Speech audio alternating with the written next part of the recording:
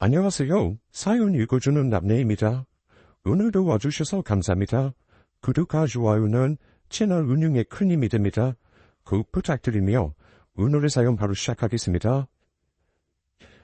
시간이 많이 흐르고 세월이 정말 빠르게 많이 지나면 강산도 변한다던데 유일하게 안 변하고 줄지 않은 것들이 있는 것 같습니다. 예를 들면 부당한 노동자들의 대우나 발전과는 달리 점점 안 좋아지는 자연환경, 그리고 이 시대를 살아가는 수없이 많은 사람들의 마음가짐까지도요. 저는 늙은이라서 그런지 뭔지는 모르겠지만 아직 신문을 봅니다. 그리고 뉴스를 시간대마다 봅니다. 그래야 오늘 하루 돌아가는 세상을 알 수 있어요. 옆에서 저희 손자놈이 허구한 날 똑같은 뉴스 나오는 건 뭐하러 보느냐고. 그렇게 계속 반복적으로 같은 내용만 보면 치매 온다고 걱정하네요. 어린 손주 눈에는 그 소식들이 다 같은 말 같겠지만 저는 아닙니다. 그런 사건들의 피해자들이 다 같은 사람들이 아니듯 저라도 사망한 피해자나 다친 사람들, 슬픈 사연의 사람들의 이름을 한 번씩 더 읊어보게 되네요. 그들이 그저 뉴스에서 스쳐 지나가는 긴 마무개가 아니고 어느 가정의 가장, 아들, 손자, 할아버지, 할머니일 수 있으니까요. 제가 30여 년 전에는 이렇지 않았습니다. 지금처럼 뉴스에 누가 죽었다, 무슨 사고가 났었다는 같은 기사를 볼 테면 한심한 사람들 같으니라고 저게다 철딱서니가 없고 생각이 짧아서 저런 선택을 하는 거야. 지 마음대로 죽을 생각하기 전에 지 낳아준 부모 한 번이라도 생각했어봐. 그랬으면 저렇게 허무하게 자살이나 하겠어. 한심한 것들. 죽으면 뭐 대단한 위치급이나 해주는 줄 아나. 그저 고인되는 거지. 저딴 것들 뭐 잘했다고 뉴스에서 틀어주나 몰라. 아예 관심을 안 가져둬야 저딴 짓도 안 하지. 수십여 년 전에도 지금과 같았습니다. 괴롭힘을 참지 못해 자살하는 학생, 우울감을 이기지 못해 생을 마감한 사람들, 아니면 빚이 많아 감당할 수 없는 삶에 자살하는 일가족. 그런 사람들을 불쌍하고 안타깝게 여기기보다는 전 그저 한심한 사람들부터 혀를 차댈 뿐이었습니다.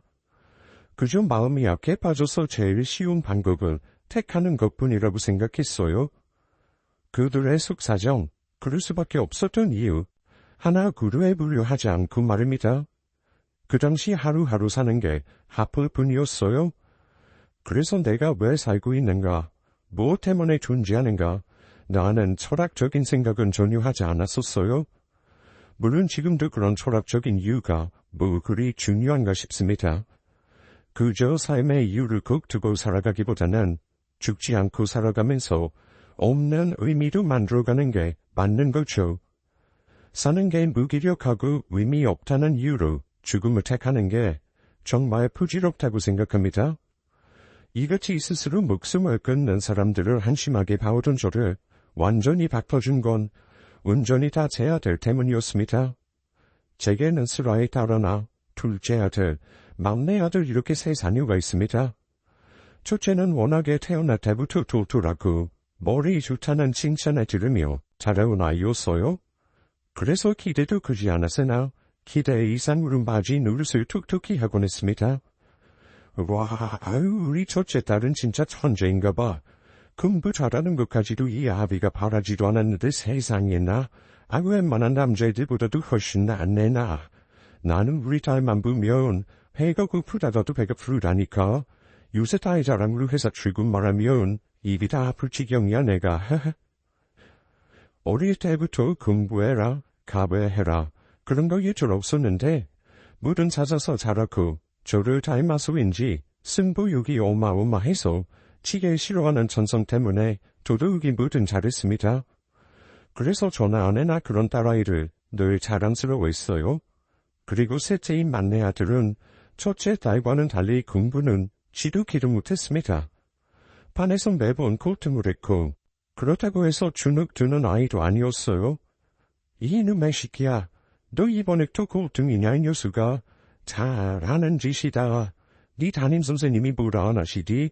그 담임선생님이 네 누나 담임이었었는데, 아이 어떻게 형제가 일이 다르냐고 하네. 어쩔라고 그래, 아이는 못해도 중간엔 들어야지. 아이 대학은 가야지. 안 그래? 에이, 엄마랑 아빠랑 매일 하는 말 뭐야. 건강하게만 살아다고. 그거 아니야? 나 정말 건강해, 아빠. 이번에도 신체 검사했는데, 나 완전 건강하대. 그리고 잘 봐봐. 꼴등인 건 맞는데, 나 체육은 1등이야. 우리 선생님이 공부 진짜 조금만 노력해서 운동적으로 생각해보라고 그랬어. 인생은 성적순이 아니지 않습니까, 아버지? 성적은 안 좋아도 막내 놈은 늘 당당하고 성격이 밝고 쾌활했습니다. 제가 한 소리씩 건네도 크게 신경 쓰지 않았어요. 집안에 잘난 사람은 큰 누나 하나면 좋거든 아무래나 장난을 치면서요. 그래도 막내고 아픈 것보다야 그렇게 당당하고 건강한 게 훨씬 보기 좋기는 하니 늘 웃어 넘기기만 했습니다. 그런데 10손가락 중에 안 아픈 손가락이 있고 유달리 아픈 손가락이 있듯 중간에 끼인 둘째 아들은 성격도 성적도 그 모든 것들이 첫째 막내와는 달랐습니다. 유달리 감수성이 예민한 아이였어요. 어릴 때도 보면 첫째는 비염이 심하다고 구실하면 질색을 했었고 막내는 바로 걷고다가 아내를 갖다주는 아이였어요. 그렇담 둘째는 그 꺾인 곳을 보면서 눈물을 짓는 아이였습니다. 그것이 그렇게 꺾어지면 같이 있는 것들이 서운해. 그리고 아파. 뻑자마자 죽는 거야 걔는. 불쌍해. 그럴 때면 저는 사내 놈이 별거 아닌 걸로 눈물바람이 나면서 한 소리를 했었죠. 너무 나약해 보였고 딸아이보다도 더 여성스러워 보여서 걱정이 되었었으니까요. 너는 남자가 돼서는 뭐 이딴 걸로 울고 그래? 살면서 울 일이 얼마나 많은데 아깝게 눈물 빼고 우느냐 말이야. 아이 뚝 안 그쳐. 뚝. 그럴 때면 둘째 아들은 제 말에 서운해서 더 눈물을 흘렸습니다. 그러다가 조금씩 크면서 그 감수성을 숨기는 듯 했어요. 제 앞에서는 약한 소리도 하지 않았고 울지도 않았습니다. 저는 그게 감춘 건지 몰랐어요. 그저 제 훈육으로 인해 달라지고 좋아지는 것이라고 생각했습니다. 하지만 현실은 전혀 아니었어요. 다른 형제들과도 둘째는 잘 어울리지 못했고 친구도 별로 없는 듯 보였습니다. 어릴 때 거의 집에만 있거나 책을 읽거나 집에 있던 큰 전축을 틀어서 라디오를 들으며 앉아있는 경우가 다반사였어요. 그런 모습을 볼 때면 저는 또 한 소리씩 내뱉었습니다. 제발 다른 남자아이들처럼 밖에 나가서 뛰어놀라고 왕따처럼 그러고 있지 말고 제발 사회성을 키우라고까지 말했어요. 제발 좀 나가서 뛰어놀던지 아이 좀 활동적인 걸 해. 이 집구석에 처박혀서는 사회 부적응자만이 그러고 있지 좀 말고 아이 니 둘의 애들을 좀 봐라. 어떤 애가 너같이 그러고 있냐? 응? 친구들이랑 울려놀고 시간 나면 공부도 하고 운동도 하고 그래야지. 이 허구한 내 집구석에서 책만 보고 그러고 있으면서 공부라도 잘하면 말을 안 해요. 아이 공부도 치노나 발끝도 못 미치는 겨울이. 아유 답답해. 둘째 아들은 뭐 하나 뚜렷하게 해내지 못하는 아이였습니다. 지레 겁을 먹고 내려놓는 걸 자주 했었어요. 어릴 때 조금만 재능이 있어도 아내가 전폭적으로 다 지원을 해줬었는데 흥미를 다지며 끝까지 하는 첫째나 그나마 잘하는 걸 발견해서 밀어주면 실력이 뛰어나진 못해도 완벽히 터득하는 막내와는 달리 뭘 시켜도 시큰둥하고 제대로 해내지도 못했습니다. 어느 날에는 둘째가 다니는 태권도 학원에서 전화가 한 번 왔었죠. 에이 아버님 안녕하세요. 아드님께서 도장을 안 나온 지 꽤 되어서요. 제가 며칠 전에는 도장에서 집에 돌아가는 길에 태권도 도복 하나가 떨궈져 있길래 보니까 아드님 도복이었어요. 길거리에 도복도 다 버린 것 같더라고요. 그리고 인적사항에 집 전화번호도 엉터리로 적어놓고 한우 수 없이 비상 연락망인 아버님 연락처로 이렇게 연락드렸습니다. 저희가 더는 맡아서 봐주지 못할 것 같아요. 평소에 수업도 잘 따라오지 못하고 도복 안에 책을 챙겨와서는 그 속에서 책만 읽고 아이들과 이야기도 잘 안 섞여서 친한 친구들도 별로 없어요. 저희가 맞춰주기가 힘들어요. 태권도전보다는 다른 쪽으로 알아보심이. 그렇다고 해서 책을 읽는 모임이나 글쓰는 수업 쪽으로 추천을 해도 싫어하거나 책을 버리기도 하고 그랬어요. 도저히 맞춰주기가 어려웠죠. 그래서 아내와 저는 그런 둘째 아들이 단지 숫기가 없어서 다른 아이들과 어울리는 걸 어려워해서 그런 것이라는 판단하에 중학생이 된 둘째만 외국으로 유학을 보냈습니다. 우리나라보다는 외국에 다양한 수업들이 있고 제 형님이 아이 교육 때문에 미국에 있어서 그쪽에 맡기게 되었어요. 당연히 둘째 놈은 싫다고 비행기 타기 전날에 도망도 갔고 울고 난리도 아니었습니다. 집에 처박혀서 책만 읽고 살고 싶다는 놈을 어떻게든 바꿔보고 싶었죠. 그래도 나름 그것이 성공적이라고 생각했어요. 외국에서 대학 졸업까지 마친 둘째 아들이 돌아왔을 땐 못 알아볼 정도로 많이 달라져 있었습니다. 저나 아내와 대화하는 것도 눈 한 번 못 마주치고 말도 제대로 못하던 녀석이 공항에서 막 나와서 저와 아내를 안아주더라고요. 그리고는 눈을 분명히 맞춰보면서 보고 싶었다고 말했습니다. 그때는 정말 눈물이 다 날 지경이었습니다. 제가 세상에서 제일 잘한 일이라고 생각했죠. 둘째가 한국을 다시 들어오고 모든 게 다 제자리로 돌아왔다고 생각했습니다. 첫째 딸아이는 똑똑했던 그대로 열심히 공부를 해서 학교 선생님이 되었고 그저 말썽쟁이 같았던 막내는 고등학교 때 만난 체육 선생님께 깊은 감명을 받았다며 안 돌아가는 머리 겨우 추스려 재수 끝에 겨우 대학에 들어갔습니다. 체육 선생님을 하고 싶다면서 말이죠. 둘째는 한국에 들어와서 출판 관련된 일을 했습니다. 그렇게 죽어라 책만 봐더니 아이 결국엔 책 만드는 일을 하는구나 니가. 이럴 줄 알았으면 그렇게 책만 읽어댈 때 개인이 말렸었나 싶어. 역시 사람은 모두 나나 잘하고 좋아하는 게 있다니까. 그렇게 말하는 새에 둘째 녀석은 알 수 없는 말들을 했습니다. 글쎄요.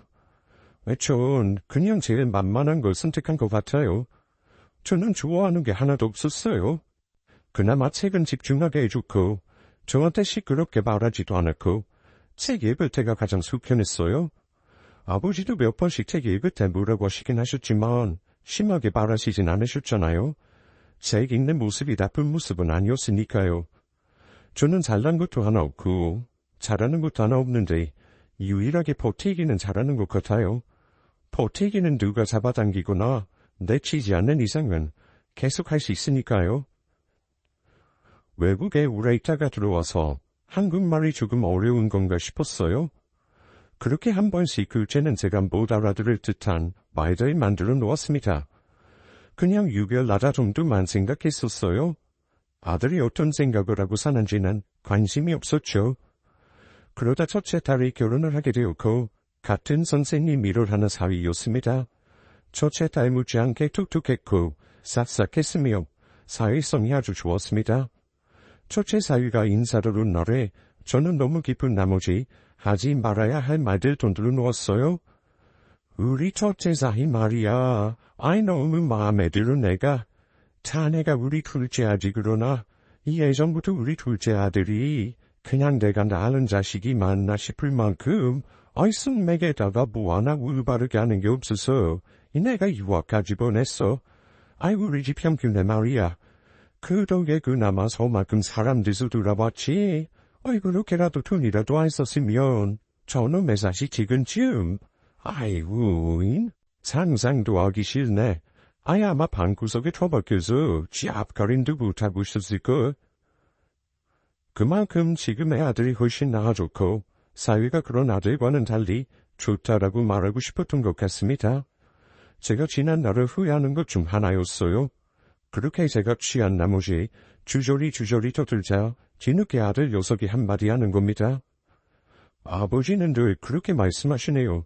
제가 큰 누나처럼 대단한 사람이 되어야하고 막내처럼 쾌활하고 밝은 사람이 돼야 사람답게 사는 것처럼 이야기하세요. 제가 그 틀에 맞춰서 살아야 할 필요는 없어요. 남들이 보기에 사람들과 잘 못 어울리고 말 주변이 없고 그게 성공을 못한다고 해서 그 인생 패배자인 것처럼 보시는 건 말도 안 되는 거라고요. 어릴 때부터 요리고 우는 거나 봤지. 제 아들이 그렇게 제게 따지는 모습을 처음 봤습니다. 그리고 앞에 사이도 있고 하니 저도 모르게 그렇게 따지는 아들의 머리통을 후려쳐버렸습니다. 이놈 봐봐 이놈. 아이 내가 너를 얼마나 신경 써서 키웠는데 이 한다는 말이 고장 네 아비 지적질이냐. 그래. 네가 우주 문화쓰면 내가 그렇게까지 했겠어. 오죽 사람답게 웃을 것 같으니 아이 걱정이 돼서 그랬다 내가. 아 왜? 그 후에는 제가 너무 취해서 잘 기억은 안 나지만 다른 자식들과 사이가 말리고 둘째가 밤으로 들어갔다 있습니다. 제가 큰 소리를 자주 하는 사람도 아니고 둘째 녀석도 그런 소리를 잘 알고 있으니 그저 단순한 말다툼 정도로 여기겠겠어요. 그렇게 잊혀가는 듯 했습니다. 둘째 아들은 걱정과는 달리 아무도 안 만나고 소통이 없는 듯 보였는데 누군가를 만나고 있다고 했습니다. 아내가 먼저 눈치를 챘고 몇 번씩 캠으로 알아냈다고 말해주었어요. 나도 당신같이 얼마나 걱정을 했다고. 둘째가 어디 여자 손이나 한번 잡아봤을까? 누굴 사귀어나 봤을까 싶었는데 녀석이 아무렴 그래도 남자는 남자야. 알고 보니까 미국에 큰형님네 있을 때부터 만나는 여자가 있었대. 아까 형님한테 전화해서 물어보니까 미국 와서 얼마 안 돼서 계속 붙어 다니는 예쁜 한국 여학생이 있었다는데 얼마나 다행인지 몰라. 우리 둘째 아들이 두충 같을 일은 없겠어. 둘째 한국 들어오고 2년 뒤에 따라 들어왔대. 그게 뭔 소리겠어? 계속 만나오면서 진지한 관계라는 거지. 저만큼이나 아내가 정말 좋아했습니다. 둘째 아래로만 내가 사고를 치면서 먼저 결혼을 했었거든요. 그래서 둘째는 저와 아내가 거의 푸기를 하고 있었습니다. 여자는커녕 주말에도 밖에 잘 안 나가는 듯했고 누구랑 연락하는 것 같아 보이지도 않았으니까요. 그렇다고 둘째 성격상 맞선이나 소개팅 같은 걸 할 위인도 못하니 그냥 두자라고 생각하고 있었습니다. 게다가 저나 아내가 막 눈치를 챘을 무렵에 둘째 녀석이 아버지, 제가 결혼할 사람이 있어요. 조만간 소개해드릴게요. 참으로 기쁜 소식이 아닐 수 없었는데 둘째 아들은 무덤덤하게 저 심하게 말하면 어쩔 수 없다는 듯한 말투로 제게 말했습니다. 저와 아내는 너무 기뻤죠. 사실 그 어떤 며느리감을 들여와도 상관없었습니다. 한마디로 둘째 아들은 치워버리고 싶은 마음이었던 것 같았습니다. 알고 보니 셋째와 마찬가지로 아이가 먼저 생긴 것 같더라고요. 하지만 굳이 아는 체를 하지는 않았습니다. 둘째 며느리는 첫 인상부터 특별했습니다. 그 여자로 태어난 둘째 아들 같았어요. 매우 조용조용했고 숫기가 없었으며 저와 아내가 묻는 질문에도 쉽게 답을 하지 못했습니다. 이래서들 천생연분이라 하는구나 싶을 정도였어요. 하지만 둘째와 며느리가 유일하게 다른 점이 하나 있었죠. 둘째는 뭐든 자기 중심적인 면이 있는데 며느리는 숫기 없고 조용한 가운데 아내와 제가 어떤 모습이든 며느리로 인해 불편한 건 없을지를 계속 살폈습니다. 한마디로 존중을 지속적으로 해주는 모습이었어요. 그리고 긴장하는 순간이 어느 정도 지나자면 얼어붙어 있던 며느리도 저와 아내에게 웃음 지어 보이기도 하고 조금씩 풀어지는 듯한 느낌이 있었습니다. 일반적인 사람이라면 누구나 갖고 있는 면모죠. 하지만 제 속으로 낳은 제 아들일지언정 둘째 아들은 내내 불편한 구석이 있었습니다. 저뿐만이 아니라 온 가족이 그렇게 느끼고 있었어요. 나는 좀 신기했다. 어떻게 둘째 좋다는 여자가 다 있지 하고 말이야. 난 이상하게 어릴 때부터 막내랑은 편했거든. 그런데 둘째랑은 이상하게 좀 안 맞는 느낌? 내가 누나인데 누나가 아니라 그냥 남 같은 느낌이랄까. 가족이면 그냥 자연스럽게 가족이 되는 건 줄 알았는데 둘째 보고 알았잖아. 가족도 결국엔 관계이고 노력이 필요한 사람이 있기 마련이구나 하고 말이야. 둘째가 딱 그래. 내가 지금 학생들 가르치면서 느끼는 게 노력이 필요한 애들이 많은데 정작 그 애들은 그 노력도 싫어해. 그럼 포기해야 하느냐? 그건 아니고 주변 사람들이 많이 노력해줘야 돼. 그 방법밖에 없어. 결국 세상엔 모두가 같이 살아야 되는 거잖아. 계속 혼자 둘 수가 없는 거지. 그래서 결론엔 둘째한테는 옆에서 노력해줄 사람이 나타난 거다, 이거지. 얼마나 다행이야. 저런 애도 연애하고 결혼을 다 하고 말이지. 그래도 형제들끼리는 결국 잘 지내는 줄 알았는데 그것도 언제 착각이었더라고요. 돌이켜보면 아이들이 어릴 때 첫째랑 막내가 싸우는 건 봤는데 둘째가 다른 형제들과 어울리는 것도 못 봤지만 다투는 것도 한 번도 본 적 없었습니다.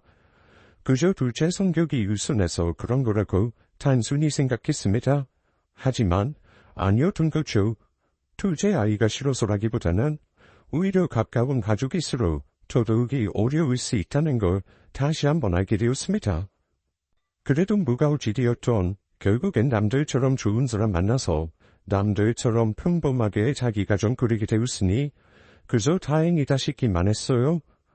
둘째는 식을 올리고 집에서 마지막으로 독립을 해서 나왔습니다. 저나 아내나 정말 홀가분했어요. 드디어 우리 둘만 남았구나. 자식들 모두 출가시켰구나 라는 생각에 뿌듯했죠. 알아서들 잘 살겠지 싶었습니다. 어차피 품 안의 자식이고 언제까지 부모로서 보듬어줘야 하는지에 대한 기준이 집에서 나가서 자기 가정을 꾸리면 거기까지 끝이라고 생각했으니까요. 하지만 그것 또한 자식에 따라 다름을 몰랐습니다. 다들 독립을 하고 집안 인사 외에는 별다른 연락이 없었는데 유독 둘째 아들에게는 연락이 자주 왔습니다. 출판사 일을 해서 그런 건지 어쩐 건지 질문이 대부분이었고 인생관이나 철학적인 질문들이 많았습니다.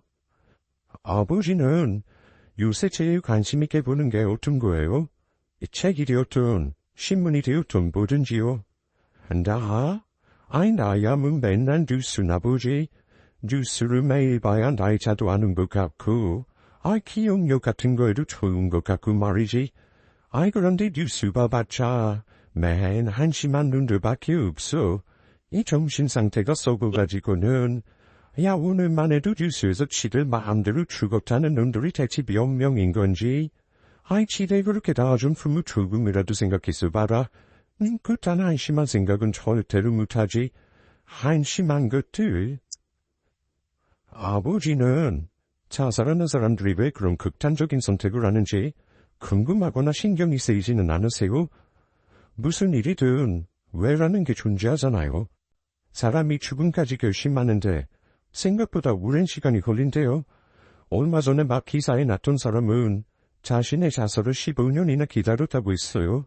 그래서 아버지 말씀처럼 그냥 홧김에는 아닐 거예요. 그들만의 고충이 있었겠죠. 제가 자살을 선택하는 사람들이 한심하다 말하자 둘째는 뭔가 제 말에 발끈한 듯 말을 이어나갔습니다. 하지만 그 당시에 저는 그 말들이 그저 토론 정도 수준이라고만 판단했습니다. 둘째 녀석이 워낙 엉뚱도하고 하는 일이 책을 다루니 그런 걸 묻는 것이라고 여겼으니까요. 그 후에도 둘째 아들은 여러 번 인터뷰식으로 제게 질문을 했고 저는 그저 여과 없이 솔직히 이야기를 해줬습니다. 한편으로 저는 사색적인 둘째 아들이 자신의 방식으로 제게 다가오는 것이라고 생각했습니다. 둘째를 낳고 키우고 어느 정도 대화가 될 시점부터는 그럴 시간이 없었어요. 그래서 내 자식이고 어려운 자식이긴 하지만 아쉬움이 있었습니다. 그런 시간들을 보상받기 위한 둘째의 노력인 줄 알았죠. 그러던 어느 날 둘째가 자신의 책을 써보고 싶다는 말을 전했습니다. 원래부터 어느 집단, 조직에 들어가서 일하는 것이 맞지 않았는데 이렇게 사는 게 맞다는 주변의 권유에 여태에 끌려온 것뿐이라면서 말이죠. 이제는 자신이 하고 싶은 걸 하고 싶다는 말을 제게 했어요. 하지만 그 당시에 저는 한 직장을 20년 이상 근속하고 있는 중이었고 그간 둘째 아들이 무화나 우려해온 것을 본 것이 지금 다니고 있는 출판사뿐이었던지라 들어주기보다는 호통을 쳤습니다. 그저 허황된 꿈에 가득해서는 현실을 직시하지 못한다면서요. 아버지, 저도 하고 싶은 거 해봐야죠. 인생이라는 게 그렇잖아요. 아무것도 하지 않으면 아무 일도 안 일어나는 건데 제가 지금 사는 인생이 끝없이 지루하고 그저 매일매일 일상이 미치도록 지겹고 저랑 맞지 않아서 내내 생각했어요. 내가 정말 뭘 하고 싶은지요. 그런데 그게 지금에서야 생각이 난 거예요. 꿈이라는 게 그 어릴 때 청춘의 생각날만 하는 건 아니잖아요. 제가 하고 싶은 거 하고 싶어요, 아버지. 너 지금 무슨 말해도 안 되는 소리를 하고 있어요. 야, 언제까지 그렇게 살 거야? 너 진짜 결혼하면 좀 정신 차릴까 싶었는데 여태 그렇게 둥그름만 잡고 살고 있었지? 정신 좀 차려라, 자식아. 네가 우리 아들이고 어린 자식일 테나 그런 것들 받아주고 감싸줄 수 있는 거지. 너 지금 책임져야 할 아내도 있고 아들도 있잖냐. 그런 꿈을 꿀 때가 아니라 미래를 그려야 돼, 이 자식아. 네가 지금 꿈꾸는 걸 망상이라고 하는 거야. 철딱서니요, 그 무책임한 거라고. 이제 아들도 더 크면 술 마셔도 돈이 술술 나갈 거야. 허튼 짓 할 생각 말고 지금 회사 충실히 다녀. 안심한 놈아. 그만두기만 해봐. 그때부터 너는 내 아들이 아니야. 모르는 놈이요. 저는 당연히 둘째가 한심한 결정을 한 것 같아서 말렸습니다. 좋게 말해서는 안 될 것 같아서 심하게 말했죠. 그 일이 있고 며칠 난 둘째 연락이 없었습니다. 그래서 허튼 생각 안 하겠지. 내 말대로 마음을 굳혔겠지 싶었어요. 하지만 그날 이후로 들려온 둘째 아들의 소식은 저를 비롯해 저희 가족 모두를 절망에 빠뜨렸습니다. 그날은 아침부터 이상했습니다. 둘째의 부재 중 연락이 찍혀 있었고 출근하는 길에 연락해봐야겠다 생각했죠. 그러다 뒤늦게 생각이나 전화를 거니 바람 소리가 많이 났습니다.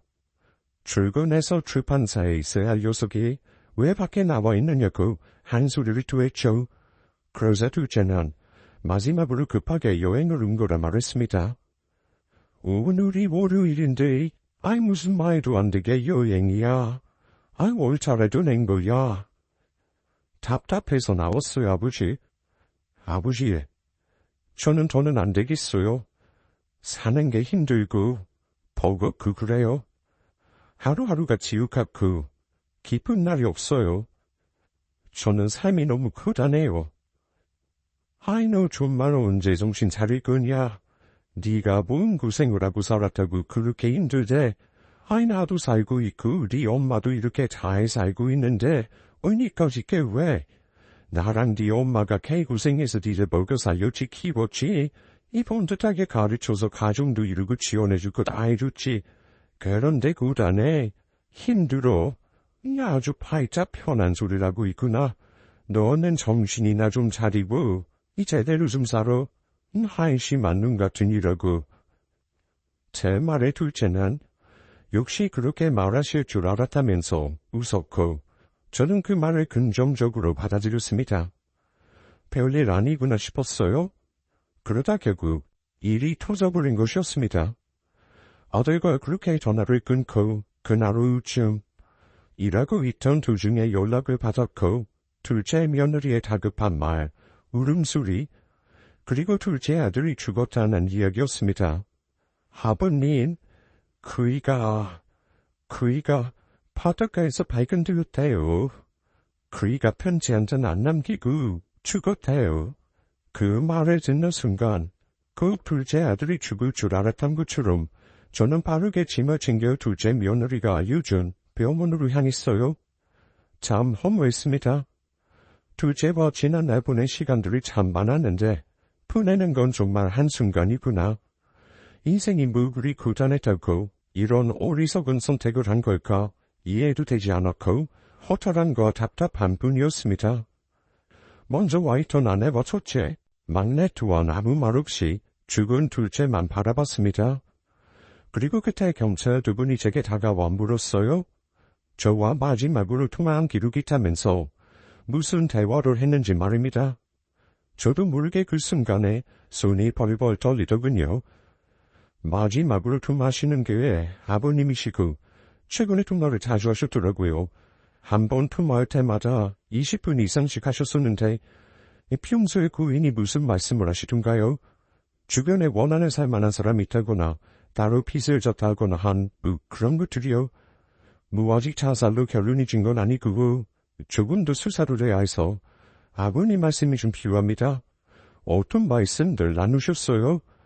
그때 그 경찰의 눈빛, 말투에 저도 모르게 얼어버렸고 있는 그대로 솔직하게 이야기가 나오지 않았습니다. 별건 아니었습니다. 이 새로 계획하고 있는 일이 있는데 그거 관련해서 상의를 했고 이 본인이 일하는 출판사에서 인터뷰 같은 게 필요하다면서 몇 가지 저에게 묻는 형식도 있었고요. 뭐 아니면 사적인 안부 정도였고요. 구인이 다니던 회사를 관둔 지 한참 되셨대요. 아내분도 모르고 계셨다고.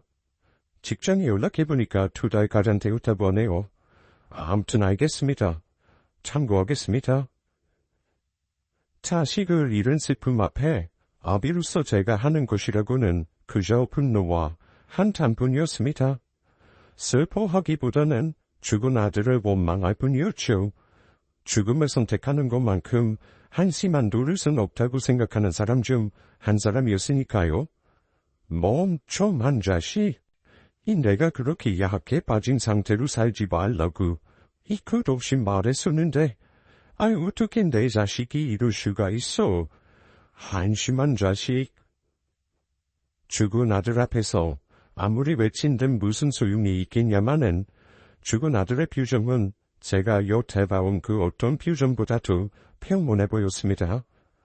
그 모든 근심 걱정들을 모두 털어버렸다는 듯한 평안함이 보이는 얼굴이었죠. 둘째 아들이 자살임을 경찰 측에서 정확히 확인한 후에야 장례를 치를 수 있었습니다. 부검까지도 다 해보았지만 그 어떤 현이점을 찾을 수는 없었어요. 그렇게 아들을 보내고 남겨진 며느리와 손주를 보는데 그야말로 둘째 아들이 한없이 원망스러웠습니다.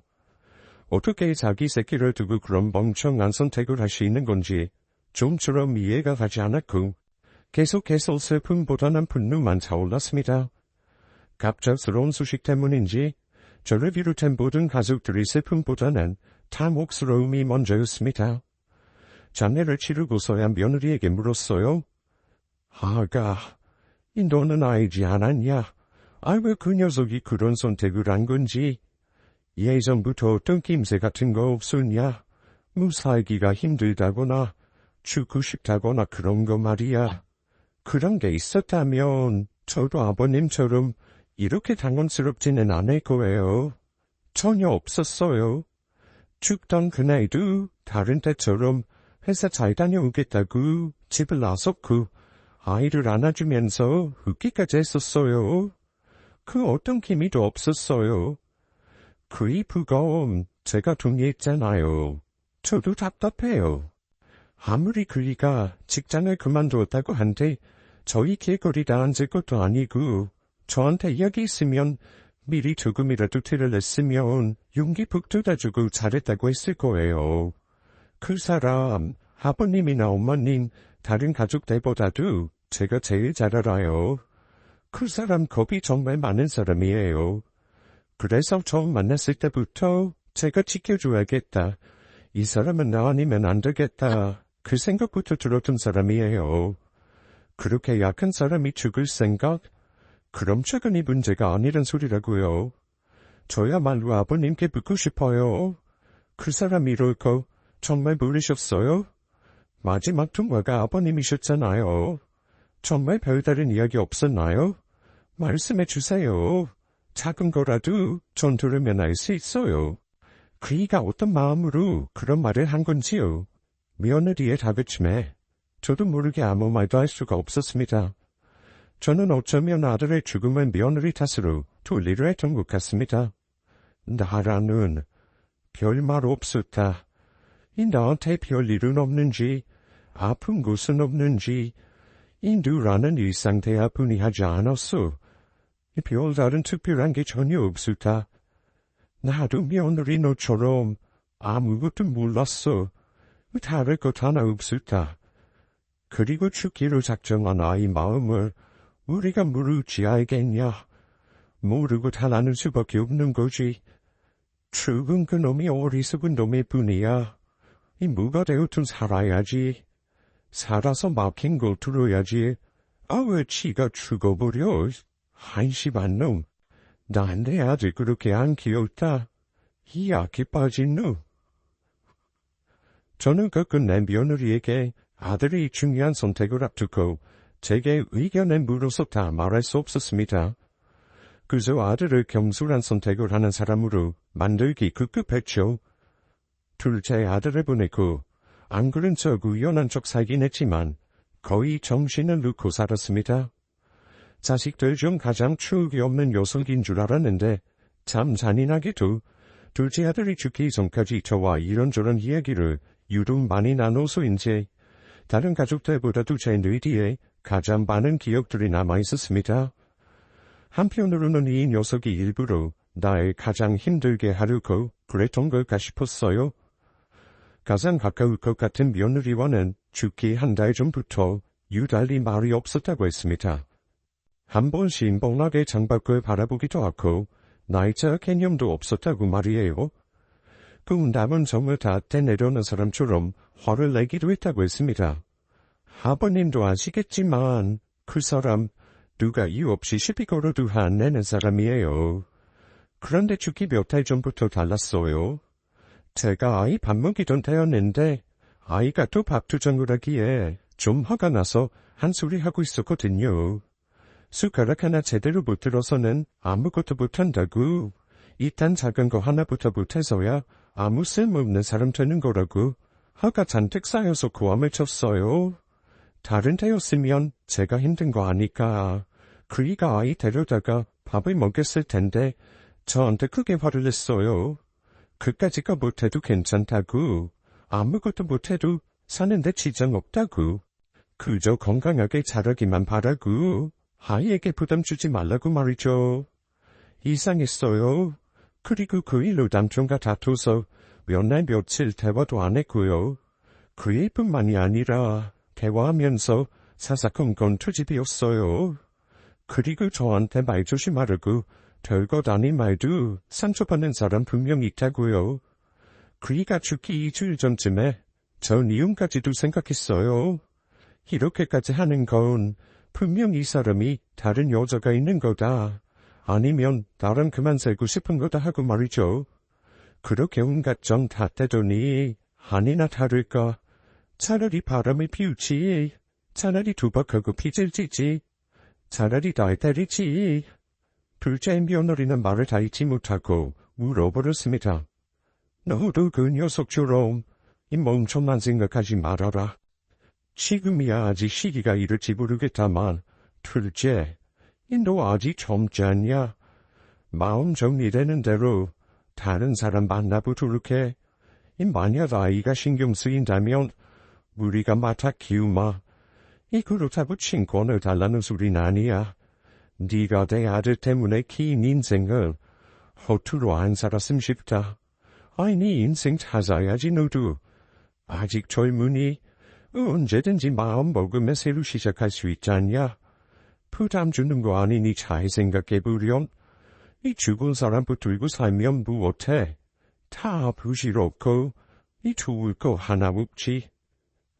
그런 이야기들을 나누고 둘째 며느리는 다시 일을 시작하고 간간히 저와 아내에게 아이를 맡기곤 했습니다. 저는 둘째 며느리가 재혼이라도 빨리 하길 바랬어요. 둘째 아들과 결혼 생활이 길지 않았고 빨리 마음 정리를 해서 다른 더 좋은 사람을 만나 건강한 마음으로 살길 바랬습니다. 그리고 얼마 후 첫째 딸이 둘째 장례식 이후 오랜만에 집에 찾아왔어요. 아내와 이런저런 결혼 생활 이야기를 털어놓다가 불현듯 둘째 이야기를 꺼냈습니다. 둘째 그렇게 가고 나 매일매일 생각했다. 혹시 나 때문에 그랬을까? 내가 너무 매정했을까 하고 말이야. 그래도 그 누나인데 나한테 의지 한번 할 법도 한데 둘째가 그런 게 없었거든. 내가 늘 공부에 매달려 사느라 둘째도 그렇고 막내한테도 신경 못 써줬지만 그래도 막내는 한 번씩 억지라도 부렸었거든. 누나 뭐 해줘, 둘아줘, 밥 줘, 용돈 줘 하면서. 그런데 아무리 생각을 돌이켜봐도 둘째가 나한테 뭘 해달라 한 적이 있었나. 기억을 뒤져보는데 없는 거야.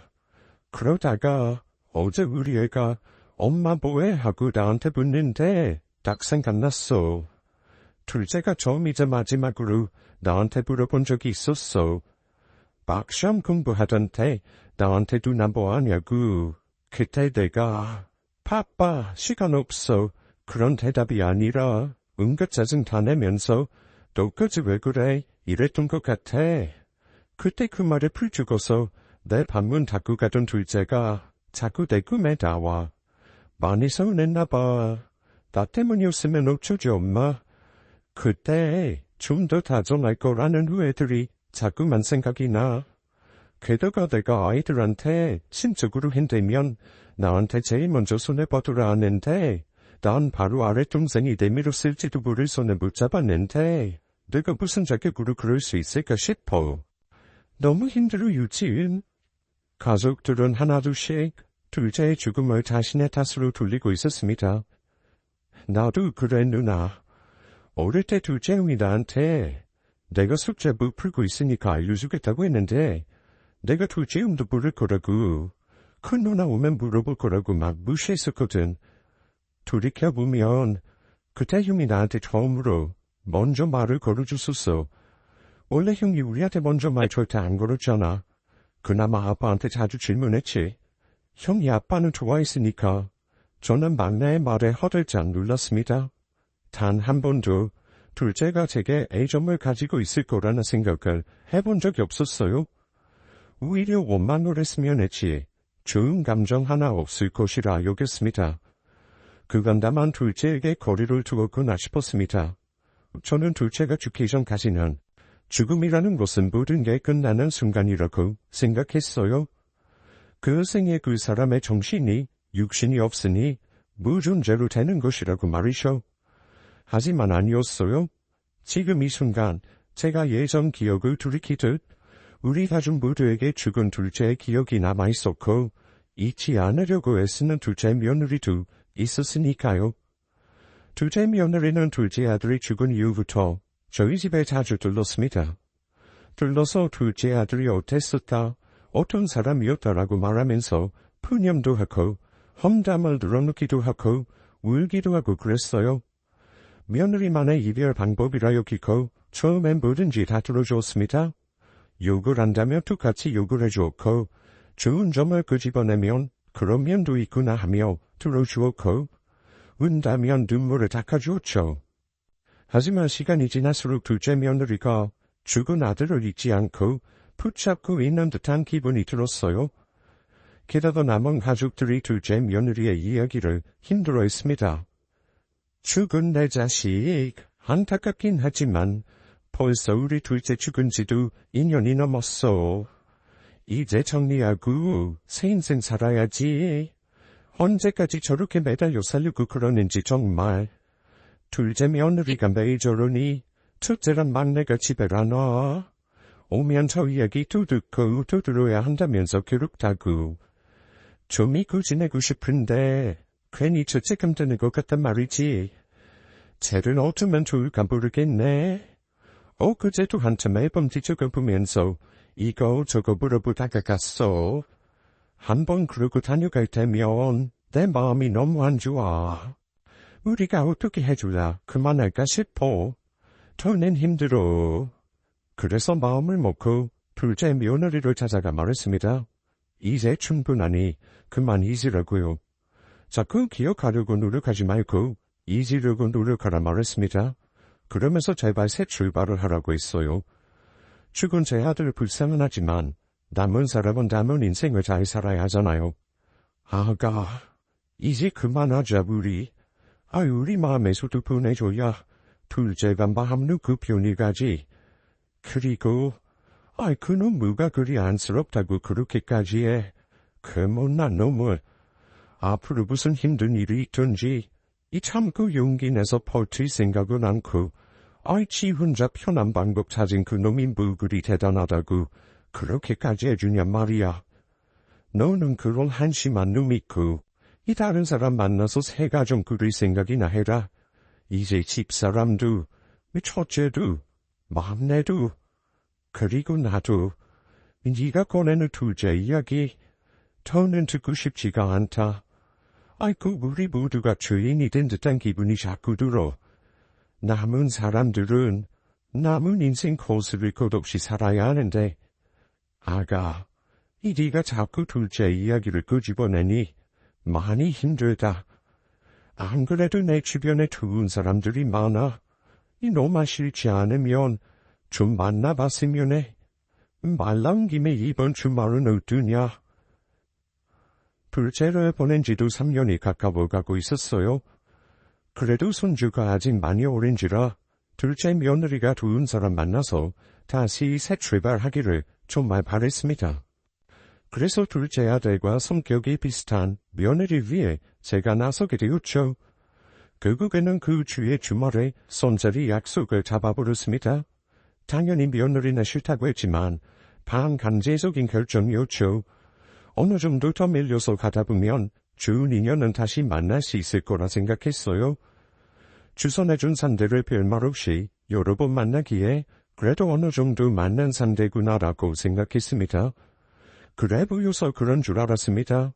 그런데 얼마 지나지 않아서 정말 그러지 말았어야 함을 깨닫게 되었어요. 둘째 며느리와 이어준 상대에게서 연락이 왔어요. 만나기로 약속했는데 며칠째 연락이 되질 않는다고 말입니다. 이상하게 그때와 비슷한 느낌이 들었습니다. 둘째 아들이 죽던 그날처럼 같은 느낌이 들었죠. 아내에게 둘째 며느리에게 물으니 안 그래도 어제 약속 있다고 애를 맡기고는 안 데려가더라고. 나는 당신이 소개해준 사람 만나느라 그런 줄 알았지. 그럼 그 사람도 안 만나고 애만 맡기고 얘가 어딜 간 거야? 연락해보니까 회사도 안 갔다고 하더라고. 몸이 안 좋다면서 병가를 다 냈다고. 둘째 아가한테 연락도 안 되고 알만한 사람들은 다 딴소리라고. 한마디로 둘째 며느리가 아이를 맡기고 어딜 갔는지 사라진 겁니다. 이상한 예감에 저는 바로 둘째네 집으로 달려갔습니다. 다행히도 집엔 둘째 며느리가 있는 듯 했어요. 그게 텔레비전 소리가 들리더라고요. 몇 번을 초인종을 눌렀지만 답이 없어서 아내가 챙겨준 카드키로 열고 들어갔습니다. 그런데 텔레비전을 켜두고 며느리는 보이지 않았어요. 아가 불러대면서 집안을 뒤지니 안방 안쪽에 있는 샤워실에서 물소리가 크게 들렸습니다. 허들짝 놀라 안방에서 다시 나오며 밖에서 소리를 쳤죠. 아가, 인다하다. 씻고 있는 것 같은데 나 밖에 소파에 앉아있음마. 혹시나 아무도 없을 줄 알까봐 제 인기척을 내주었습니다. 그런데 둘째 며느리는 제가 기다린 1시간 반 동안 물소리만 들릴 뿐 나오지 않았습니다. 뭔 일이 생겨도 그게 생겼다라는 직감이 들어서 바로 119에 신고를 했고 샤워실 안에 들어가 보니 둘째 며느리가 약을 많이 삼킨 듯 보였습니다. 구급대원분이 오시고 며느리는 병원에 실려갔어요. 병원 측에선 자살 기도를 한 것 같았고 다량의 약을 한 번에 다 넘겼다고 했습니다. 도대체 왜 이런 선택을 했는지 정말 이해가 가지 않았어요. 병원으로 가족들을 불렀습니다. 담당 의사는 둘째 며느리가 오래간 잠을 못 잤던 것 같다고 했어요. 밀린 잠이라도 자는 것인지 며느리는 오래간 깨어나지 못했습니다. 3일 정도 잠들었다가 깨어났고 사부인도 와 계셨어요. 둘째 며느리와 제 아들이 미국에 있을 때 만났던 터라 미국에서 외국인과 재우느라고 그곳에서 거주 중이던 사부인이 며느리 소식에 급히 달려온 것이었습니다. 사부인 또한 제가 그리 생각하듯 깨어난 며느리를 다그쳤습니다. 넌 미쳤니? 책임감 없고 정신 나간 건 네 남편 하나로 죽여야지. 네 새끼 혼자 두고 죽으려고 했어? 아무리 부부가 닮는다지만 하다 이딴 걸 닮아? 너도 정말 한심하다. 이럴 때일수록 더 열심히 살고 애를 봐서라도 새 인생 시작하고 그래야지. 넌 아휴 깨어난 거 봤으면 됐어. 사부인은 그제야 안심을 하고 돌아가려는데 그때 둘째 며느리가 사부인을 향해 말했습니다. 엄마는 살고 죽고만 중요해. 그 사람 불쌍한 사람이지 한심한 사람 아니야. 무책임한 사람 아니야. 나도 그렇고 그저 아픈 사람들일 뿐이라고. 아프면 돌봐줘야지. 왜 아픈 사람한테 자꾸 강해지래? 왜 아파서 상처투성이인 사람한테 아직 다 낫지도 않았는데 왜 서둘러서 인생 시작하래? 손가락에 작은 흉터 하나만 놔도 연고 바르고 밴드 붙이고 돈 나서 다음날 또 하고 그러고도 상처가 남아. 하물며 난 내가 제일 사랑하는 남편이 죽었어. 근데 왜 자꾸 다들 이지래? 이별하는 것도 나아지는 것도 혼자서는 못해. 나이 들었고 어른이어도 10살 어린애처럼 힘든 건 마찬가지야. 다들 비난만 했지 어디 보듬어 줄 생각은 하셨어요? 몰랐는데 알 것 같더라고요. 그 사람이 왜 그렇게 갔는지. 이렇게 가족들이 많은데 이 가족들만 모아도 키가 10개다 넘는데 그 사람 그렇게 힘들어할 때 다들 못 들으셨어요? 단 한 번이라도 들어주고 감싸준 적들 있으세요? 며느리의 말이 그제야 제 가슴을 마구 파고 들었습니다. 매일 책만 읽던 둘째 아들이 한 번은 책 글귀 하나를 제게 알려준 적이 있었어요. 아버지, 이 책에 보면 의존하는 대상이 늘어날 때 사람은 더욱더 자립한대요. 용감한 위인들, 대단한 사람들 주변엔 수없이 많은 의존할 수 있는 사람들이 있을 때요. 탁을 치고 혼내고 발가벗겨 세상에 내놓을 것이 아니라 죽을 때까지 의존이 필요하고 아주 많은 의존이 필요한 아이라면 죽지 않을 때까지 의지할 수 있게 해주어야 하는 게 맞는 것이었습니다. 제가 틀렸습니다. 자살하는 사람들이 한심한 것이 아니라 그 죽음을 택한 사람들이 적어도 혼잣말로 더들어댈 시간을 안 만들어주는 것, 죽게 만든 그 고인의 주변인들이 한심하고 무책임한 것이었습니다. 제가 한심하고 무책임한 아비였습니다. 저는 며느리에게 다가가 미안하다 말했습니다. 미안하다 아가. 내가 좀만 몰라도 너무 몰랐어. 이 그 녀석이 나한테 수없이 도와달라고 소리쳤는데 어떨 때는 매달리기도 했는데 내가 너무 몰랐다. 아비가 돼서는 부자란 놈이라고 이 부족한 놈이라고 흠만 냈지. 정작 내 새끼 속 하나 알려고 하지 않았어. 미안하다. 내가 다 이렇게 만든 것 같아서 너무 미안해. 내가 잘못했다. 녀석이 죽기 전에 나한테 인생이 힘들다고 어렵다고 했다. 그런데 그런 녀석한테 내가 한심하다고 했어. 가장이 돼서 그것도 못한다고 한참을 혼냈다 내가. 내가 죽인 거야. 내 탓이다. 며느리는 제 탓을 하기보다는 우는 절 안아주었습니다. 그래도 그 사람 아버님을 가장 자랑스러워했어요. 인생의 롤모델이라고 자부심이 있었어요. 저는 그런 아버님께 사과받고 싶지 않아요. 그런 거 아닐 거예요. 그 사람이 아버님 때문에 살았음 살았지 죽음의 뜻하진 않았을 거예요. 둘째 아들이 죽고 5년쯤 지나서 알게 되었습니다. 아들이 직장 생활 내내 힘들어했고 어울리지 못하니 따돌림이 있었다고요. 감옥같이 느꼈던 직장을 참으며 버티다 모든 걸 놓아버린 것이었습니다. 아들을 보낸 지도 벌써 많은 시간이 흘렀지만 아들이 죽었을 때 흘리지 않았던 눈물을 저는 여태 흘리고 있습니다. 어릴 때 기억들, 저의 말과 행동에 대한 후회들, 그리고 제게 책을 선물했던 아들이 그 책의 마지막 페이지에 사랑하는 아버지께 라는 그 한 구절에 오늘도 눈이 쳤습니다. 지금까지 사연 읽어주는 남이었습니다. 끝까지 함께 해주신 여러분 감사드리며 저희는 다음 사연으로 돌아올게요. 감사합니다.